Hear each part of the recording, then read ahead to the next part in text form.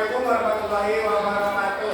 Waalaikumsalam warahmatullahi wabarakatuh. Baik, anak-anak yang saya cintai dan saya banggakan, apa kabar hari ini? Alhamdulillah. Nah, oke ya, sebelum kita belajar kita absen dulu. Ya. Ambil pribadi, Hadir, Pak. Ibu Dimas, oh, lagi sakit? Ya, satu, Pak.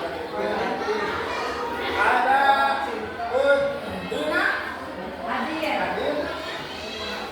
Ya. Terus siapa saja yang tidak hadir? Pak Uji, Pak. Ada Pak Widi. Kenapa Pak Widi? Izin. Izin. Ya, ada polisi. Oh ya, bagus ya, bagus, tapi nanti kembali saya ya. Baik, oke ya. Kapan langsung saja pimpin doa. Silakan untuk berdoa dimulai.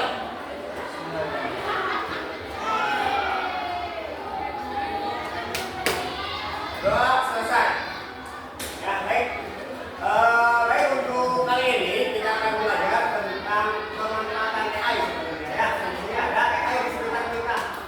Teknologi cerdas untuk kehidupan sehari-hari. Ya. Nah, apakah kamu pernah menggunakan teknologi yang bisa berpikir seperti manusia? Pernah? Contohnya seperti apa? Oh, ada yang menggunakan Gemini ya, ada yang menggunakan Cici ya. Ada Cici. Coba di sini yang pernah menggunakan Google Maps. Yang meminta arahan dari Google Maps ada? Nah, itu adalah salah satu dari kecerdasan ya yang ada di sekitar kita. Nah, di sini ada yang tahu AI itu apa? AI itu? Ya, apa definisinya? Ada yang tahu? Kecerdasan buatan. Kecerdasan buatan. Jadi kecerdasan yang bisa dibuat. Bagaimana cara membuatnya? Nah, dilatih ya. Dilatih dengan memasukkan input.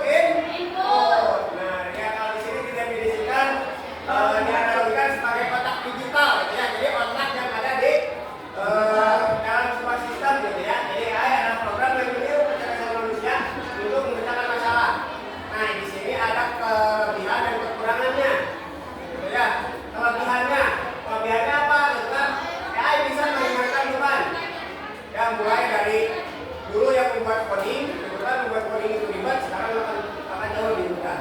Nah, nanti juga kalian akan membuat sebuah presentasi gitu ya, dibantu dengan menggunakan chatbot gitu ya. Nah, nanti kita bahas chatbot itu apa sih gitu ya. Chatbot ya. Nah, ini kita menggunakan, kita tonton dulu video ya sebentar. Silakan disimak dan dipelajari di kelompoknya masing-masing. Di dunia digital saat ini, komunikasi instan telah menjadi norma. Baik kita berbelanja online, mencari hubungan pelanggan, atau mencoba memesan hotel, kemungkinan besar kita telah berinteraksi dengan chatbot, meskipun kita tidak menyadarinya. Namun, apa sebenarnya chatbot itu? Bagaimana cara kerjanya? Dan mengapa chatbot menjadi begitu penting dalam interaksi digital kita sehari-hari? Memahami dasar-dasar chatbot. Chatbot adalah aplikasi perangkat lunak yang dirancang untuk mensimulasikan percakapan layaknya manusia dengan pengguna, biasanya melalui teks atau suara. Asisten digital ini seringkali tertanam di situs web, aplikasi, atau platform pengiriman pesan seperti WhatsApp, Facebook Messenger, atau Slack. Tujuan utama chatbot adalah untuk memahami apa yang ditanyakan pengguna dan merespons dengan tepat, idealnya seperti yang dilakukan manusia. Chatbot dapat diprogram untuk memberikan jawaban, membantu tugas, atau bahkan melakukan tindakan seperti memesan atau menjadwalkan rapat. Sejarah dan evolusi chatbot. Konsep chatbot bukanlah hal yang sebenarnya baru. Salah satu contoh paling awal adalah Eliza yang diciptakan pada tahun 1960-an di MIT. Eliza meniru seorang psikoterapis dengan menjawab pertanyaan-pertanyaan terbuka. Meskipun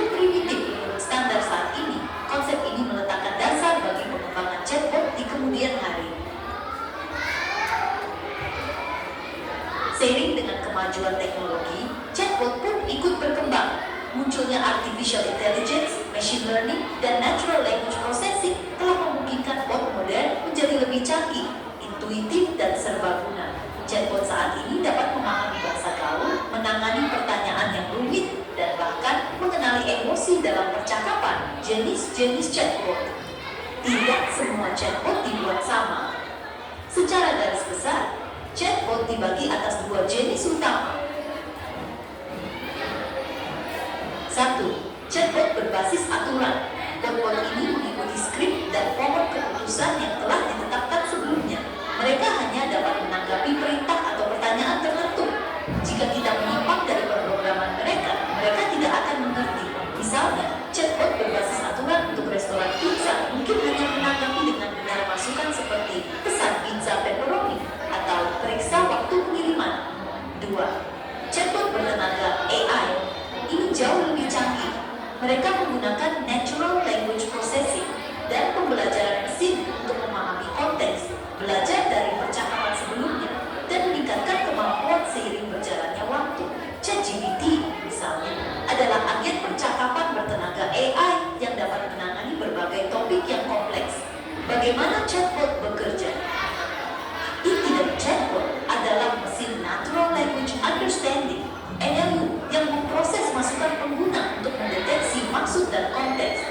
Setelah maksud diidentifikasi, bot memetakannya ke respons yang relevan dari basis data atau sistem pengetahuannya. Secara sederhana, prosesnya terlihat seperti ini. 1. Masukan pengguna mengetik atau mengucapkan pesan. 2. Pengenalan maksud. Chatbot menganalisis pesan untuk memahami apa yang diinginkan pengguna. 3. Pembuatan respons. Bot memilih atau menyusun respons yang semesta. 4. Balasan pengguna. Pengguna menerima respons bot dan melanjutkan interaksi. Di mana chatbot digunakan? Chatbot telah digunakan di hampir setiap industri, seperti layanan pelanggan, menjawab FAQ, menyelesaikan keluhan, dan menawarkan dukungan 24/7. E-commerce memandu pengguna melalui pembelian, merekomendasikan produk atau melacak pesanan. Perawatan kesehatan menawarkan pemeriksaan gejala dasar, membuat janji temu, atau mengingatkan pasien untuk minum obat. Pendidikan memberikan bimbingan belajar, menjawab pertanyaan terkait kursus, atau menjadwalkan kelas. Keuangan membantu transaksi, pendanaan, atau kiat penganggaran. Dalam setiap kasus, chatbot membantu mengurangi beban kerja, meningkatkan efisiensi, dan meningkatkan pengalaman pengguna. Masa depan chatbot. Ya, sudah ya.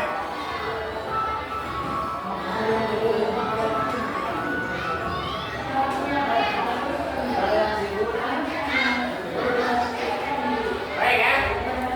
Oke ya, untuk selanjutnya gimana tadi? Videonya sudah jelas? Chatbot ya, chatbot dan penggunaan chatbot ini sendiri. Baik, Bapak punya lembar kerja yang harus kalian isi. Masing-masing satu kelompok di satu lembar. Dan nanti akan ada pertandingan ya, karena ini ada sistemnya tim game turnamen ya.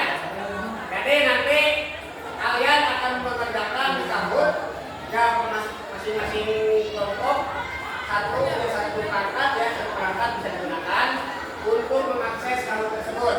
Sehingga kita akan melihat kelompok mana yang paling unggul di sini ya, supaya terjadi situasi yang kompetitif ya.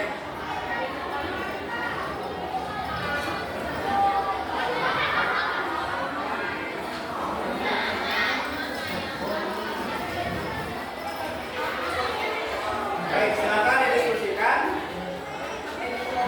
Boleh mengisi 3 penerapan ya, 3 penerapan penerapan pemanfaatan AI dalam kehidupan sehari-hari. Ya.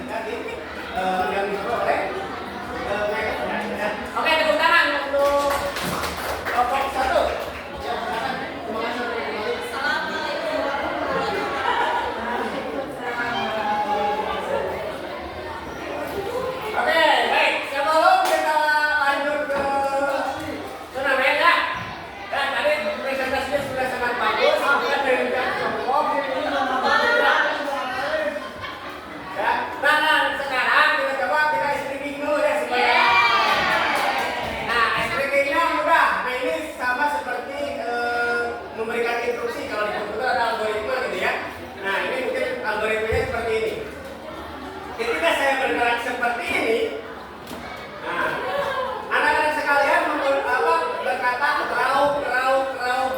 Bisa ya? Oke, kalau seperti ini, ini bisa ya? Kita coba.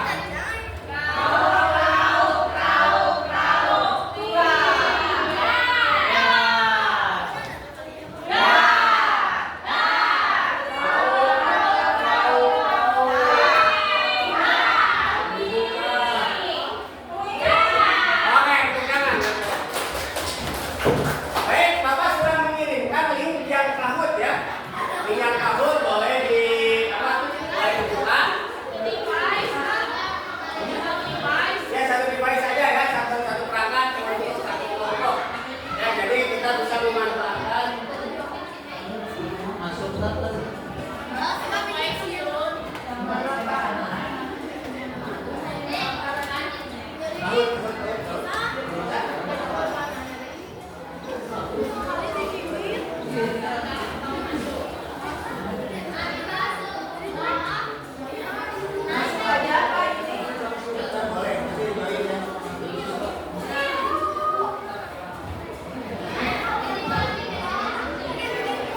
Oke, boleh bisa-bisa Pak. Coba ya, Pak. Ya, boleh masuk. Pakai dulu aja.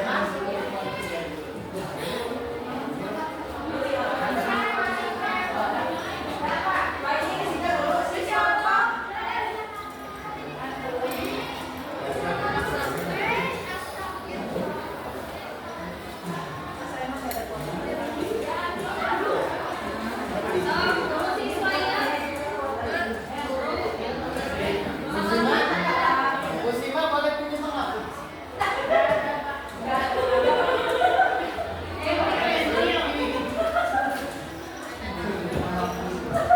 Yang mana, Pak? Ini kan TKI, Pak, bisa pakai pusat.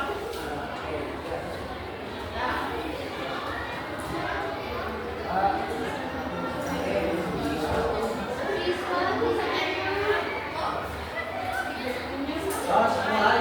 Join bisa, join game. Ayo join game dulu. Mulai.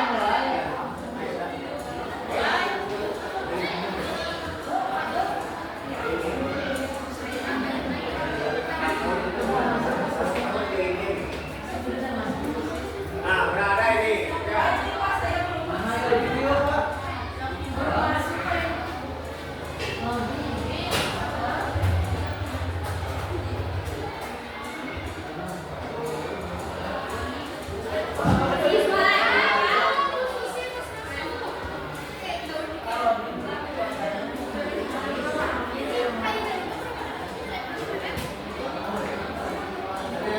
Ini saya ulang ya.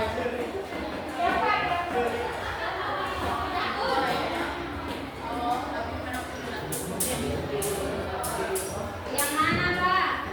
Ini saya ulang.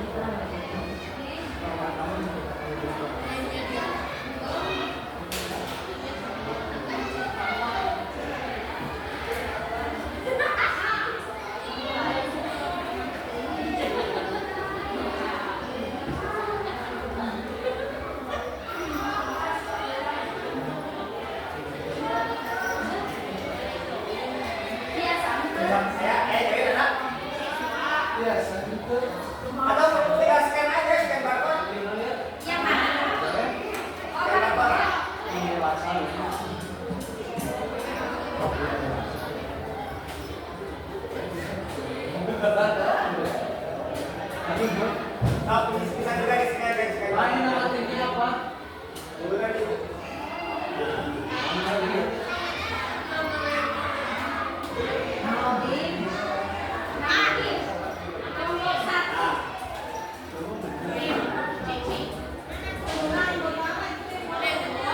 iya. Pokoknya itu yang namanya bebas.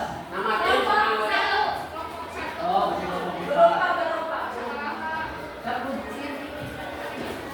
kelompok 4. Nama panggilan.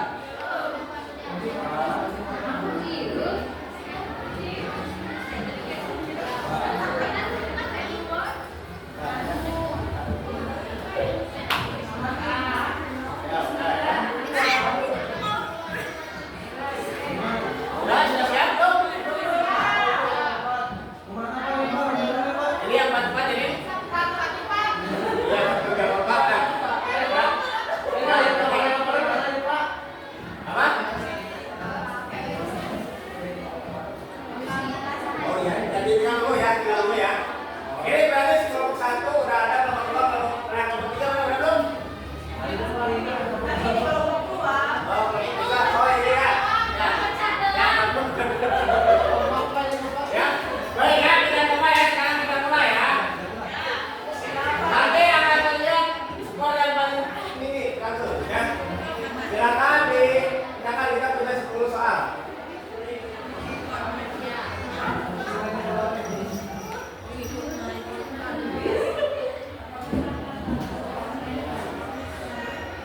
Ya, itu ada simbol ya, ada yang segitiga, kotak atau bulat. Nah, itu bisa disesuaikan. Itu pilihannya ada gitu ya.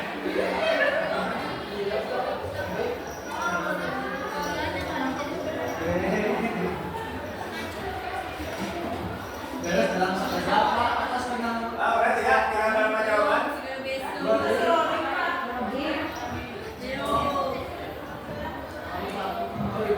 Wah, benar. Masih banyak kebetulan pada pintas-pintas gitu ya. Nah, tapi sekolah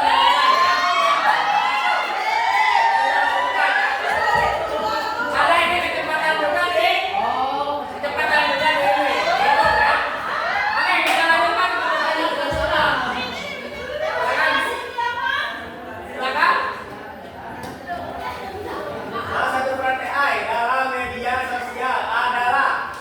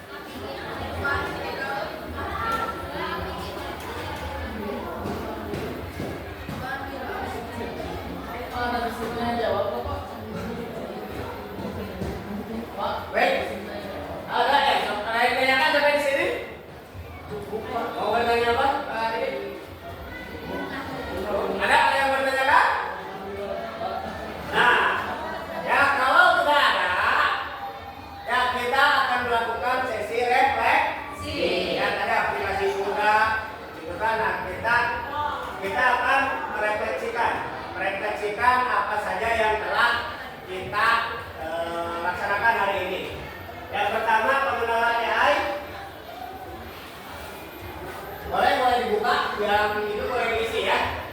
Silakan, saya sudah share grup, boleh diisi. Yang lulusan SMP 1 Samarang boleh diisi. Nanti boleh perwakilan satu orang ke depan untuk menjawab refleksi-refleksi.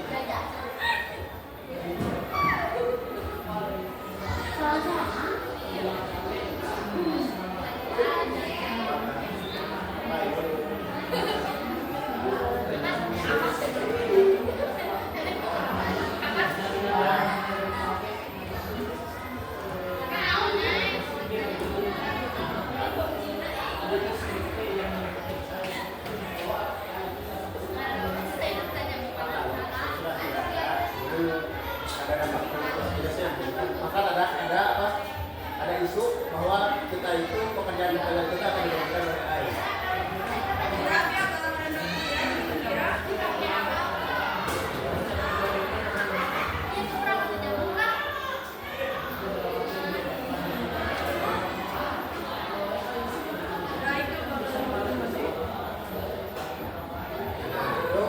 Untuk mengamankan data, kita berarti jangan asal upload. Jangan asal upload, terus seperti nomor yang penting itu jangan diupload. Tapi misalkan kalau ada yang kita, jangan diupload. Karena jadi wajar tidak pun, bahkan sekarang sudah ada AI yang bisa bergerak sendiri, kita upload foto kita sendiri, kita bergerak-gerak, itu sudah bisa.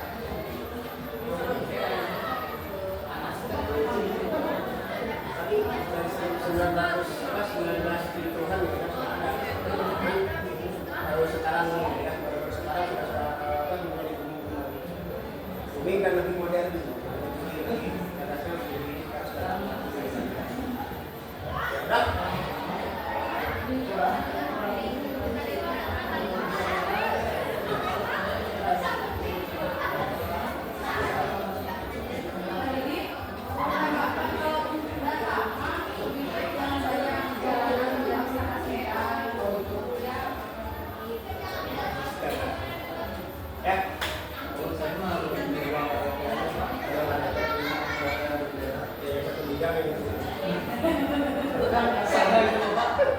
Baik ya, oke, untuk refleksi sudah diisi semua?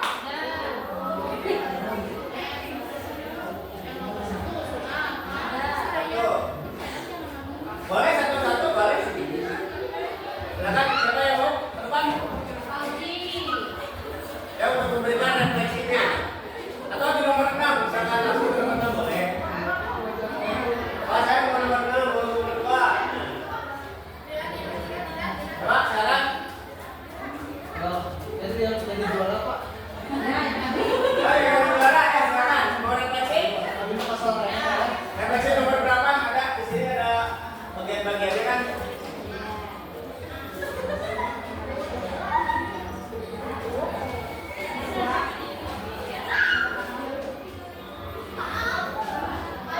Ada. Siapa yang mau refleksi nomor pertama? Saya saja Pak. Nah, silakan. Silakan, tepuk tangan Bang Ali.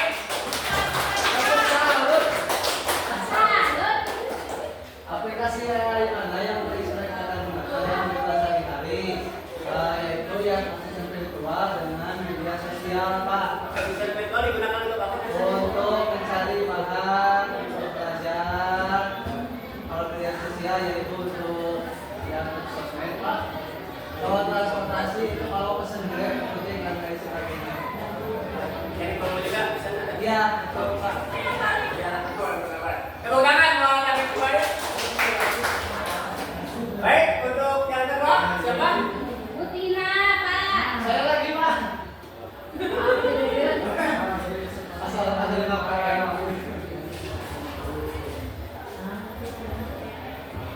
Oke, ya kita ke bagian 4. Nah, ini siapa yang mau menjelaskan dengan perasaan dan emosi saya tentang AI? Biasanya ini Bu Yusita ya, biasanya. Biasanya seperti ini. Kita kali sore dengan AI. Bagaimana perasaan Anda saat ini tentang AI? Nah, apakah antusias dan optimis, khawatir dan cemas, skeptis dan ragu?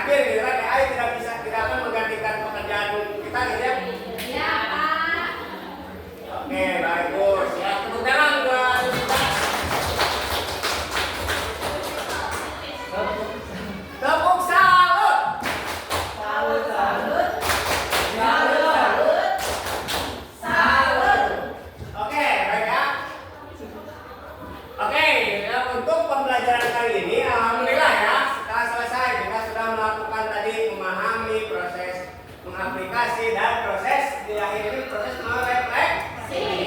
Nah, kira-kira minggu depan kita akan belajar tentang apa lagi ya? Apa ya? Nah, tentang menggunakannya mungkin ya, menggunakan karena kita sudah belajar tentang. Nah, kita memanfaatkan ya. Baik, akhirul kalam. Wabillahi taufiq wal hidayah. Wassalamualaikum warahmatullahi wabarakatuh.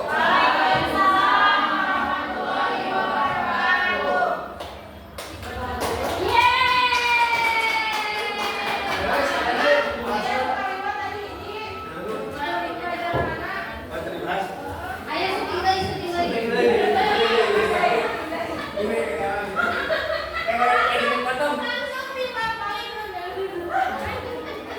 Jam berdoa aja nih. Sanes berdoa tutup dengan berdoa.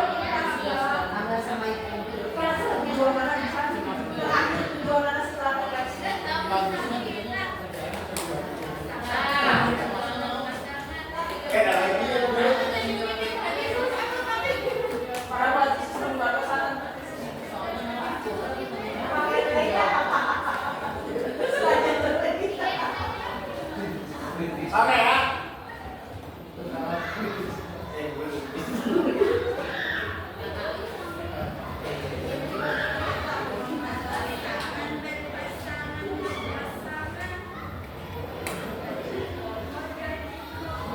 Baik ya. Baik, anak-anak ya.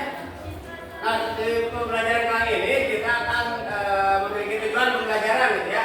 Tujuan pembelajarannya yaitu siswa mampu menerapkan manfaat kecerdasan artifisial dalam kehidupan sehari-hari melalui kegiatan eksplorasi, diskusi, dan permainan edukatif berbasis tim game turnamen ya. Nah itu ya, baiklah kita